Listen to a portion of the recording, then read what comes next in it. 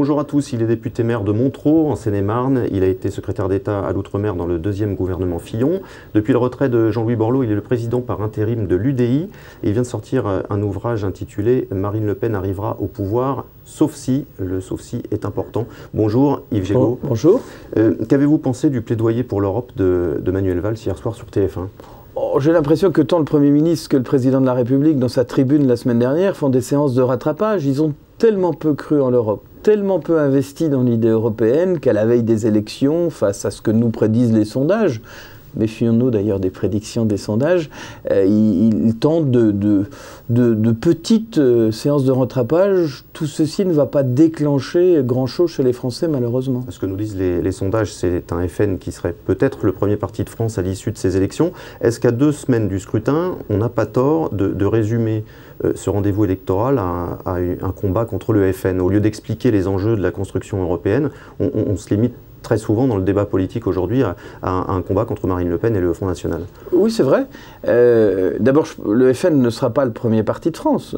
La première force politique à l'issue de ces élections, ce sera l'UMP plus l'UDI et le MoDem qui forment l'opposition républicaine. Il faudra additionner les scores et on sera évidemment largement devant le Front National. Mais vous avez raison. Comme trop souvent dans notre pays, les élections ou les référendums prennent souvent d'autres tournures que les sujets sur lesquels on est censé se prononcer. Moi, je regrette terriblement qu'on ne parle pas plus de l'enjeu crucial, qui au fond est qu'est-ce qu'on fait de cette Europe? Qui on envoie siéger à Strasbourg pour dire quoi? C'est ça la question. Est-ce qu'on va dire qu'il faut détruire le modèle européen? C'est ce que disent les extrêmes. Est-ce qu'on va dire qu'on ne sait pas trop où il faut aller? C'est ce que j'ai le sentiment en lisant ou en écoutant le PS ou l'UMP par des voies diverses, ou est-ce qu'on fait un grand bond en avant européen parce que face à la crise, il n'y a que l'Europe qui nous donne la taille critique pour exister dans le monde? Voilà le débat. J'espère que dans les 15 jours qui viennent, il va monter sur scène et que les Français vont se rendre compte que le choix du 25, c'est pas pour ou contre Marine Le Pen, le choix du 25, c'est pour ou contre notre avenir. Alors vous parliez à l'instant de l'UMP, on entend des voix très discordantes sur le sujet de l'Europe. Est-ce que le glissement progressif de certains responsables de votre ancienne formation vers l'euroscepticisme vous inquiète ? C'est-à-dire que je crois que vous ne pouvez pas être cohérent quand vous composez un groupe de députés qui vont siéger à Strasbourg, dont une partie est pour aller de l'avant, une autre partie pour revenir en arrière. Ça ne peut pas marcher. En politique, vous savez, c'est la cohérence. Il faut que la ligne politique soit claire. La seule ligne politique claire pour l'Europe, c'est l'UDI et le MoDem. Nous disons oui, nous sommes d'accord pour aller de l'avant, et nos députés européens porteront ce message à Strasbourg, seront des euromoteurs à Strasbourg. Je crains que toutes les autres nous amène à ce qu'on vit depuis des années, c'est-à-dire une Europe qu'on a trop confiée à des sceptiques, et quand vous confiez les clés de la machine à des gens qui n'y croient pas vraiment, il ne faut pas s'étonner que ça n'avance pas. On voit aujourd'hui un Henri Guénaud qui dit qu'il ne votera pas pour la liste Lamassoure le 25 mai. Est-ce que Alain Juppé a raison de dire qu'Henri Guénaud doit quitter l'UMP ? Ça ferait du monde qui quitterait l'UMP, parce que M. Bertrand n'est pas tout à fait d'accord, M. Wauquiez est tout à fait opposé à l'Europe, M. Miard il est depuis longtemps en Ile-de-France et beaucoup d'autres.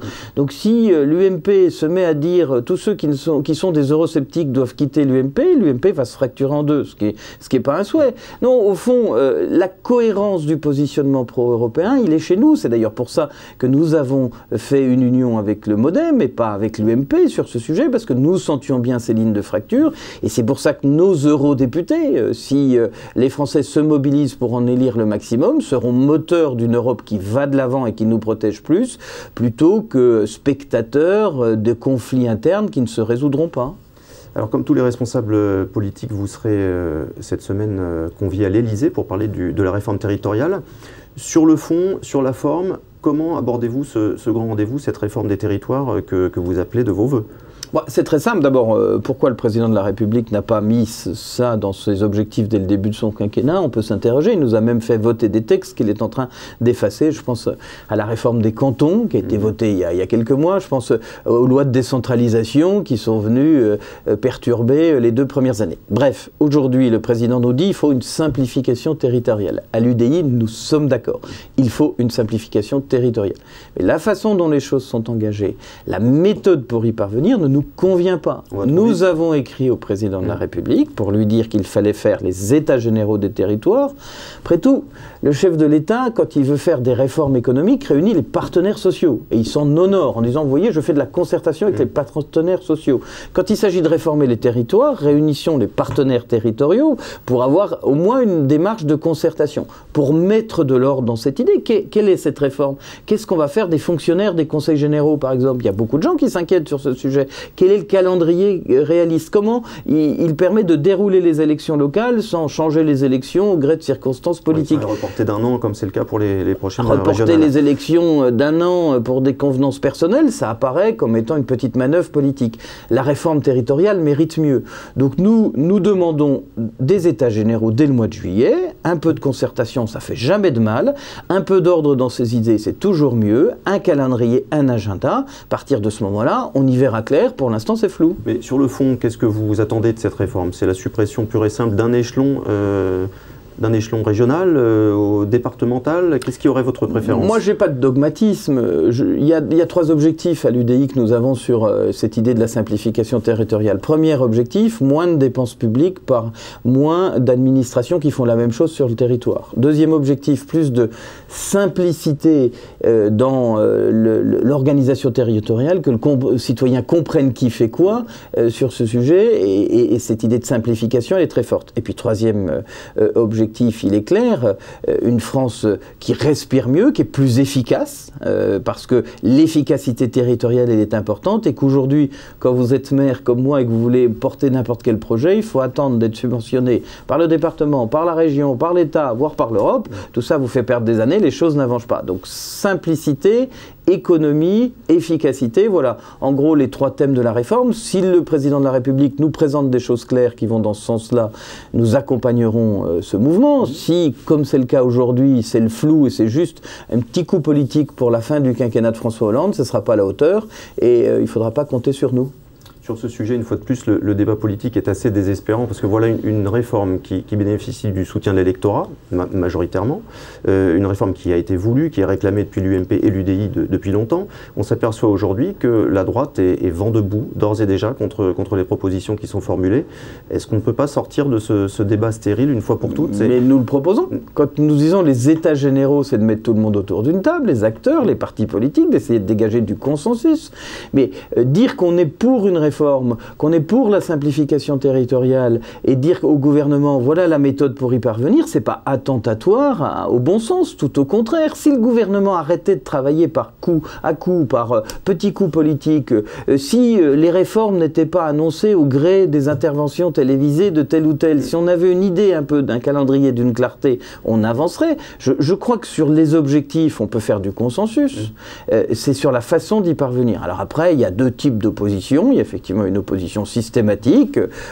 C'est beaucoup de nos amis de l'UMP qui, dès que le gouvernement propose quelque chose, dit non parce qu'il faut dire non.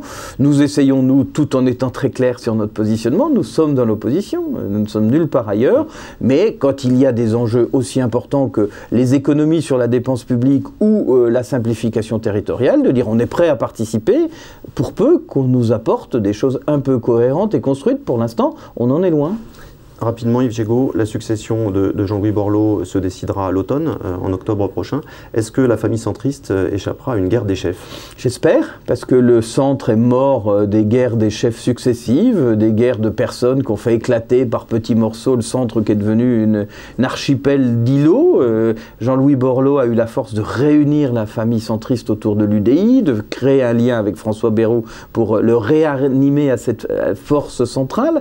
Moi, j'espère vraiment que l'UDI sera à la hauteur et que nous ferons du consensus et que nous montrerons aux Français en gros que nous savons gérer les successions sans nous écharper. Vous serez candidat vous-même? Moi, pour l'instant, je suis dans la neutralité et pour l'instant, je n'envisage pas d'être candidat justement parce que je ne veux pas aller contre des amis candidats potentiels, que je ne veux pas participer à la guerre des chefs sur ce sujet et que je voudrais être celui qui porte l'idée et l'objectif de l'unité et peut-être la méthode pour parvenir à l'unité du parti. Merci beaucoup, Yves Jégo. À bientôt.